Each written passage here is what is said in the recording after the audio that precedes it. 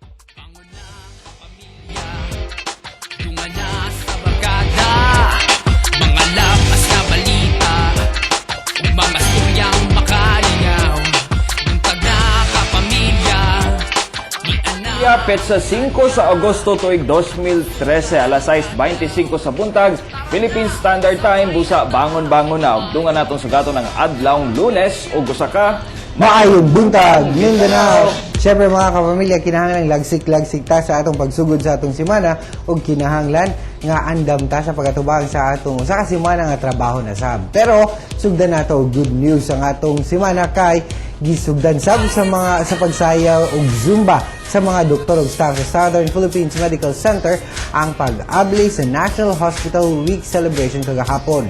Ang Hospital Week langkuban sa lain-laing activities sama sa Kiss Bowl, singing contest, poster presentation, search for hunk and babe ball, SPN3 ug daghan pang uban. Okay, syempre good morning sa atong mga doktor ug mga nurse diha sa Southern Philippine Center nga nagsaulog sa ilang Hospital Week.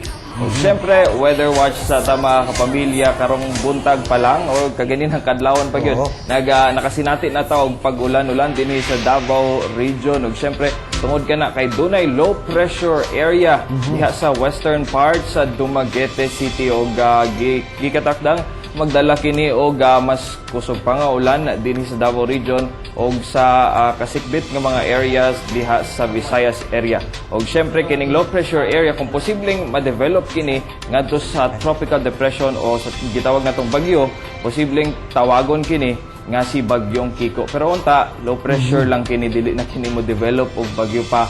Posibleng makaangin pa sa mga residente dinhi sa Pilipinas.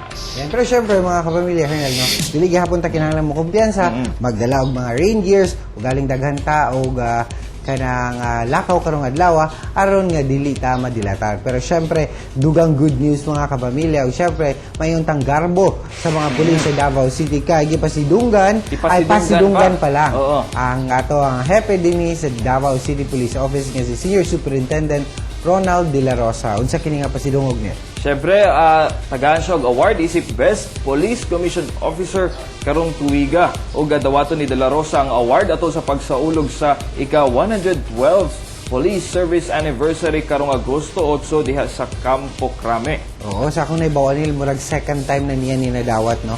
And syempre, nahimong record sa PNP nga nakuha sa usa ka opisyal sa police ang parehong pasidungog sulod lang sa duha ka tuig.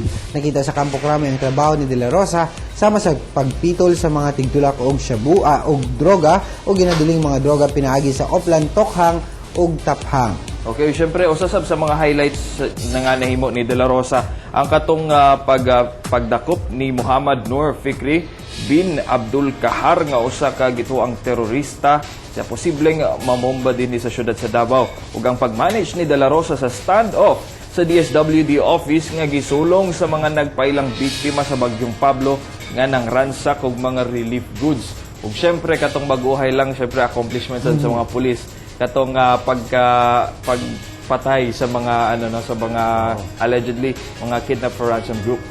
Siyempre, successfully kuha nila pagtabang sa kidnap victim gikan sa Quezon City. Pero siyempre, dugang good news kay sadya o malipayo ng mga MBM staff sa bag-ong himugso nga anak sa ato ang executive producer nga si Marjorie Dalipe. Congratulations kay Marge.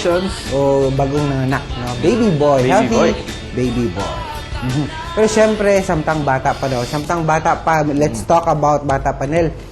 Kasagara manggod mayon ta kaning mga cancer sa mga hamtong lang ma-detect. Pero So, kay balo sabay- ba kanel nga bisan bata pa dapat daw kinahanglan samtang bata pa kung dunay sintomas ang bata kinahanglan Pa-check. early nga ma-detect. Atong sayron sa Health 101.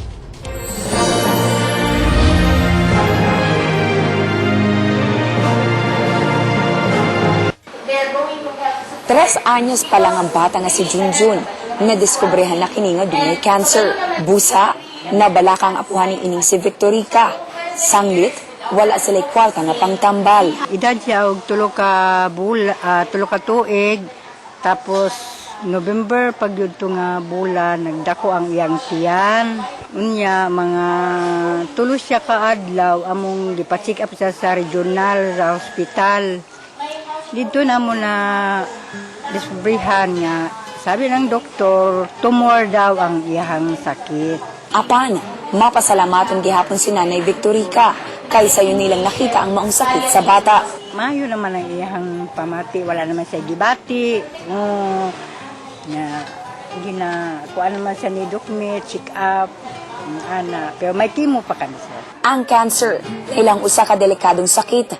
Sanglit, 7.6 million na ang namatay tungod ni ini. Ug dinhi sa Pilipinas, 8 hangtod na pulo ka mga bata ang mamatay kada adlaw tungod ni ini. Busa, importante kaayo nga ma-detect kini ahead of time aron matreat kini mintras sayo pa. Karon mas gina-intensify na mo among programa kay nakita man nato kung sayo nato makita ang bata nga dunay cancer, sayo sila makaadto sa doktor, ang chances nila of survival is really higher, no? And cure also, dili lang survival but cure also.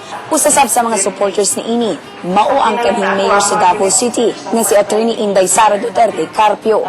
Nalipay ko nga kuan ilaha gihapon kong giimbita na maging partner nila bisan pag naanak ko sa private sector giimbita gihapon ko nila dinhi karon na muuban sa ilahang o-taking and mobisita sa mga bata. Aron malikayan ang paggrabe sa maong sakit, kinahanglang mukonsulta sa mga espesyalista. Kanang pagluspad, pagdugo, pagkalintura nga maski yun sa imuhang tambal wala gyud nagaayo, kanang mga bukol-bukol, no? Bukol sa bukog, bukol sa tiyan. Ang pagdiagnose sa sakit nga cancer, wala nagpasabot nga dili na kini matambalan kung na-detect earlier. Busa, importante kini sa mga bata aron ma-enjoy pa nila ang ilang kinabuhi.